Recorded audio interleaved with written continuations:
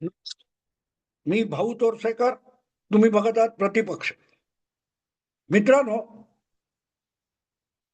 मी बोलतोय ती तारीख 14 आहे.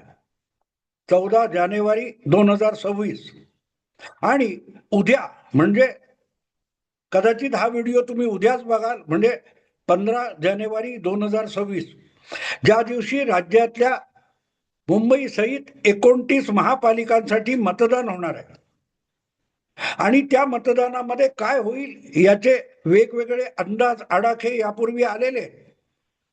पत्रकारांच्या विश्लेषकांच्या विश्लेषणातून, बातमीदारीतून कोणाकडे पारडं झुकतं आहे, कोणाची ताकद जोरात आहे, कोणी आपली संघटना बेस्ट उभारलेली आहे आणि कोणी काय काय केलंय, ह्या सगळ्या बातम्या तुम्ही बघितलेल्या असतील. आणि त्यानुसार भाजपसाठी किंवा महायुतीसाठी ही निवडणूक किती अडचणीची आहे. भाजप किंवा महायुती पराभवाच्या छायेत वगैरे आहे, हे सुद्धा कदाचित तुम्ही ऐकलेलं असेल. म्हणजे थेट अशा शब्दात कुठल्या पत्रकाराने, संपादकाने, अँकरने किंवा वार्ताहराने सांगितलेलं नसेल. पण एक गोष्ट साफ आहे की सगळ्या माध्यमांचा सूर असा आहे की जणू काय महाराष्ट्रातली सगळी मराठी माध्यमं आणि बहुतांश 80-90% पत्रकार हे भाजप आणि महायुती विरुद्धची खरी निवडणूक हे मीडियातले लोक लढवत आहेत. आणि त्यांची बुजगावणी म्हणून किंवा त्यांच्या कठपुतळ्या म्हणून उबाठा शिवसेना, महाराष्ट्र नवनिर्माण सेना, काँग्रेस, शरद पवार गट हे सगळे महायुतीच्या विरोधातले उमेदवार म्हणून मीडियाने उभं केले असं तुम्हाला वाटेल. अनेक पत्रकार तर इतकं आवेशपूर्ण बोलतात की जणू काय उद्धव ठाकरे वगैरे हे त्यांच्या आदेशावरच आपला पक्ष चालवतात असं तुम्हाला वाटेल. आणि त्यामुळे जी वातावरण निर्मिती माध्यमातून करायची असते ती भरपूर केलेली आहे. पण एक गोष्ट सुद्धा वस्तुस्थिती आहे की माध्यमाचा प्रभाव समाज मनावर किती होतो हे सुद्धा लक्षात घेतलं पाहिजे. 30-40 वर्षापूर्वी ज्या वेळेला सोशल मीडिया नव्हता, डिजिटल मीडिया नव्हता, टीव्ही वगैरे चॅनेलचा इतका पसारा झालेला नव्हता, वर्तमानपत्रावर सामान्य माणूस अवलंबून राहायचा. आज घडलेली घटना आजच्या संध्याकाळच्या एखाद्या वर्तमानपत्रात आली तर, नाही तर उद्या सकाळी उजाडल्यानंतर दारात येणाऱ्या, घरात येणाऱ्या वर्तमानपत्रावर लोकांना अवलंबून राहायला लागत होतं. किंवा मग रेडिओवर किंवा दूरदर्शनच्या एक सकाळी संध्याकाळी मिळणाऱ्या काय ज्या बातम्या असतात किरकोळ, त्यामध्ये ज्या बातम्या यायच्या त्याच्यावर लोकांना बातमीसाठी अवलंबून राहावं लागत होतं. आणि अशा वेळेला मग रेडिओ असो, टीव्ही असो किंवा वर्तमानपत्र असो, त्यामध्ये ज्या बातम्या यायच्या किंवा ज्या बातम्या रंगवल्या जायच्या त्यावरून जनमानसावर प्रभाव टाकता येत होता. अरे असं पेपरमध्ये छापून आलंय असं लोक सांगायचे. म्हणजे सत्य आहे किंवा असं घडलंय याचा पुरावा काय, तर वर्तमानपत्रामध्ये छापून आले, पेपरमध्ये छापून आले असं लोक म्हणायचं. आज इतकी वाईट परिस्थिती आहे की चॅनेलवर, वर्तमानपत्रामध्ये छापून आले याचा अर्थ नक्कीच खोटा असेल इतकं वाटण्यापर्यंत मीडियाची विश्वासार्हता संपलेली आहे. आणि या पार्श्वभूमीवर आजकालच्या निवडणुका ह्या मीडियामध्ये गाजत असल्या, वाजत असल्या तरी मीडियाचा एकही शब्द खरा ठरत नाही. किंबहुना लागोपाठच्या निवडणुका बघितल्या, अगदी लोकसभेत भाजपचा विजय शक्य आहे हे मी सुद्धा बोललो होतो, पण बाकीचा मीडिया सुद्धा बोलत होता. ओपिनियन पोल आले होते. पण मोदी बहुमत गमावतील असं छाती ठोकपणे सहसा कोणी सांगायला धजावत नव्हता, पण मोदी बहुमत गमावून बसले. मुद्दा असा आहे की त्यानंतर हरियाणा, महाराष्ट्र, दिल्ली, काय ते झारखंड किंवा तुमच्या बिहारच्या निवडणुका बघितल्या, तिथे सगळे ओपिनियन पोल फसले, सगळ्या बातम्या रंगवण्यात आल्या पण तोंडघशी पडल्या. महाराष्ट्रामध्ये जणू काय आता उद्धव ठाकरे मुख्यमंत्री होणारच आणि मुख्यमंत्री काँग्रेसचा की उबाठाचा याच्यावरून मीडियामध्ये भांडणं रंगवली जात होती. पण प्रत्यक्षात उबाठा असो किंवा काँग्रेस असो, दोघांनाही विरोधी नेतेपद मिळावं एवढे सुद्धा आमदार निवडून आणता आले नाहीत. ही आजच्या मीडियाची माहोल बनवण्याची क्षमता आहे. किंबहुना मीडियामध्ये एखादी बाजू सरस करून दाखवली की ती पराभूत होणार, हे सामान्य माणूस सुद्धा आता बोलायला लागलेला आहे. आणि त्यामुळेच सध्या जे काही निवडणुकीचा माहोल तयार केला गेलेला आहे तो बघितल्यानंतर, आणि मी पर्टिक्युलरली का बोलतो, तर तुम्हालाही माहिती आहे की अनेक युट्यूबर्स हिंदी मधले आहेत. त्या हिंदीच्या युट्यूबर्स मध्ये जवळजवळ 10-12 लोकांकडे अधूनमधून मी जात असतो. ते त्यांच्या पॉडकास्टमध्ये माझा इंटरव्ह्यू करतात, मला प्रश्न विचारतात, माझ्याकडून महाराष्ट्रातील किंवा देशाच्या इतर राजकीय घडामोडींविषयी मत मागत असतात. मी ते देत असतो.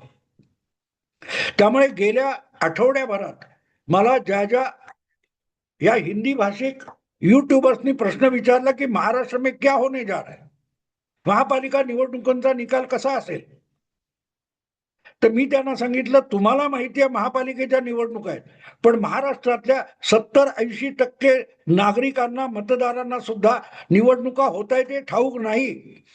तुमचा कोणी ओळखीचा मुंबई, पुणे, नाशिक मध्ये असेल पण पत्रकार नसेल तर त्याला फोन करून विचारा निवडणुकीचा रागरंग काय, तो तुम्हाला उलटा विचारेल कुठची निवडणूक. इतका सामान्य माणूस, मतदार या सगळ्या निवडणुकांपासून अलिप्त आहे. पण दुसरीकडे मीडियामध्ये रोजच्या रोज धुमश्चक्री चालू आहे, रमासान चालू आहे. आणि त्यामध्ये अर्थातच महायुती कशी अडचणीत आहे, शिंदे आणि फडणवीसात यांच्यात भांडण कसं आहे, किंवा एकमेकाविरुद्ध महायुतीतले 3 पक्ष कसे लढतायत आणि त्याचा फायदा उबाठा, शिवसेना, काँग्रेस किंवा शरद पवार गटाला कसा मिळणार आहे, याची रसभरीत वर्णन रोजच्या रोज चॅनेलवर किंवा प्रिंट मीडियामध्ये आपल्याला बघायला आणि ऐकायला मिळतात.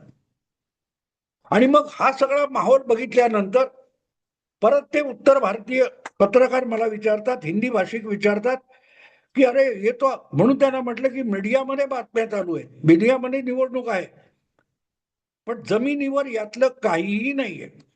त्यामुळे जे मुंबईच्या आणि महाराष्ट्राच्या आणि मराठी पत्रकारांकडून सांगितलं जातंय त्याच्यावर काडी मात्र विश्वास ठेवू नका. कदाचित त्याच्या 100% उलटे निकाल येऊ शकतील. हे मी छाती ठोकपणे सांगितलं होतं, छाती ठोकपणे सांगतो. का, तर त्याचं कारण असं आहे की हा माझा अनुभव आहे आणि मी 55 वर्ष पत्रकारितेत घालवलेले. ही पत्रकारिता ही अजेंडा पत्रकारिता आहे. कोणाची तरी सुपारी घ्यायची आणि कोणाला तरी जिंकतो असं दाखवायचं, सांगायचं, आणि त्यातून अनेक राजकीय पक्षातले, अगदी भाजप पण तितकाच मूर्ख आहे की पत्रकारांनी अशा बातम्या दिल्या तर आपल्याला मतं मिळतील, अशा भ्रमात लोक असतात. आणि त्या भ्रमातच उद्धव ठाकरे आणि राज ठाकरे हे वाहवत गेलेले. काँग्रेसचा सगळा सत्यानाश त्यामुळेच झालेला आहे. आणि म्हणून ही जी आता महापालिकेची निवडणूक रंगलेली आहे, या महापालिकेच्या निवडणुकीचे वैशिष्ट्य असं आहे की त्या बातम्यांवर आपण विश्वास ठेवला तर भाजपला गेली 10-15 दिवस रोजच्या रोज ही निवडणूक हरावी लागते. मुंबई महापालिका भाजप कशी जिंकू शकत नाही, ठाणे महापालिकेत एकनाथ शिंदे कसे अडचणीत आहेत, पुण्यामध्ये अजितदादा आणि भाजप एकमेकाविरुद्ध पुणे आणि पिंपरीमध्ये लढतायत, या बातम्या बघितल्यात ना तुम्ही. नाशिकमध्ये तर सगळा चुथडा झालेला आहे, ह्या ऐकताय तुम्ही बातम्या. आणि त्या बातम्या तुम्ही ऐकल्या आणि तुम्ही जर काय थोडंफार राजकारणात रुची घेत असाल तर तुम्ही या निष्कर्षापर्यंत येणार की थोडक्यात महायुतीला ही निवडणूक भयंकर अवघड जाणार आहे. कदाचित ह्या 29 पैकी 10-12 सुद्धा महापालिकांमध्ये भाजप जिंकू शकणार नाही आणि मुंबईत तर बिलकुल नाही.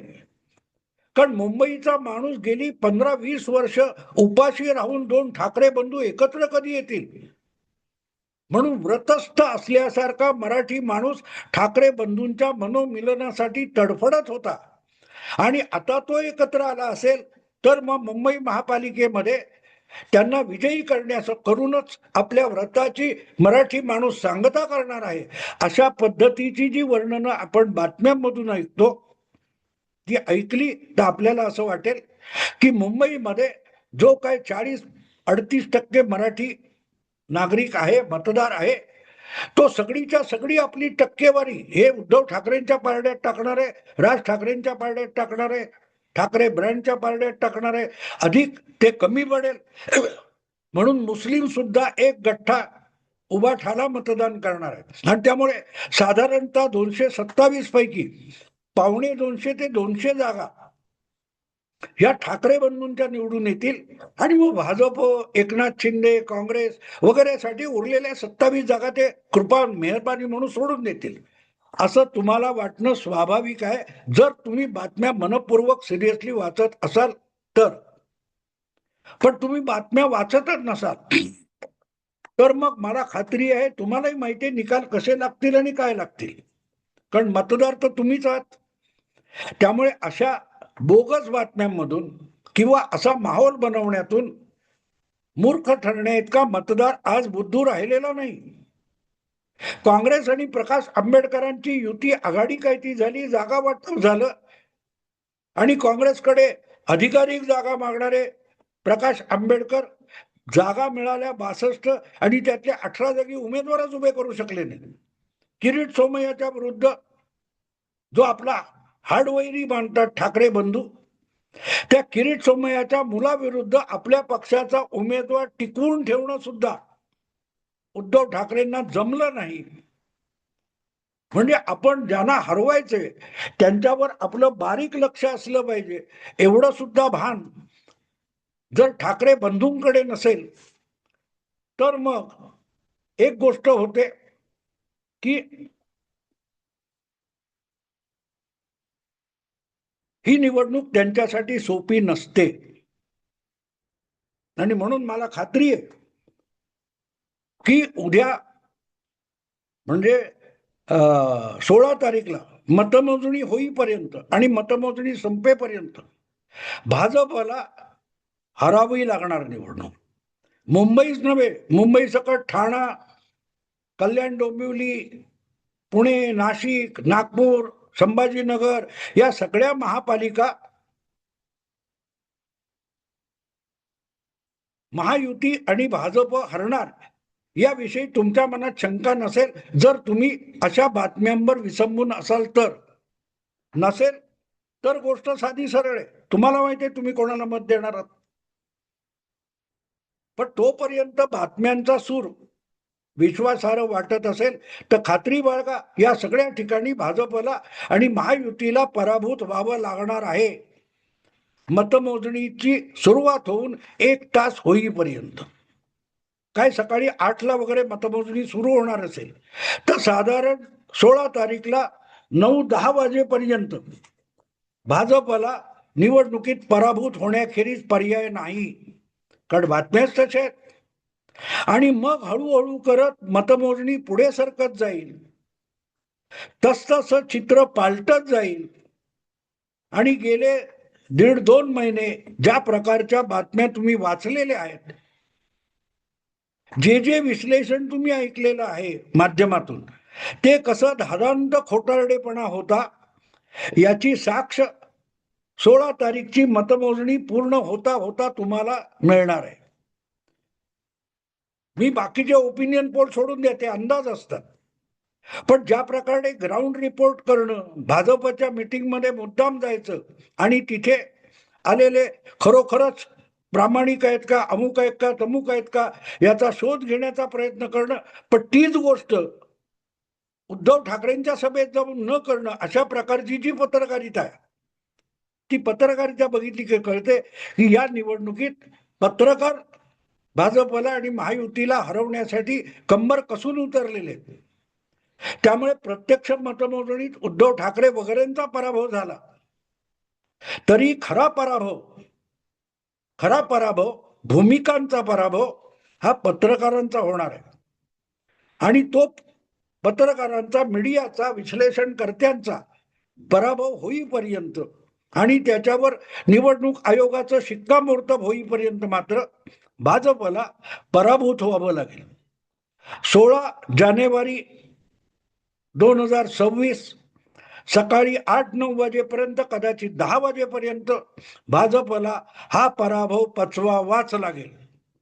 आणि तो एकदा पचवला की 16 जानेवारीच्या सकाळी 10-11 नंतर हळूहळू करत भाजप विजयाकडे वाटचाल करायला सुरुवात करेल.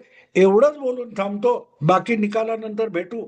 आवडलं लाईक करा, शेअर करा आणि प्रतिपक्षाला सबस्क्राईब करा. नमस्कार.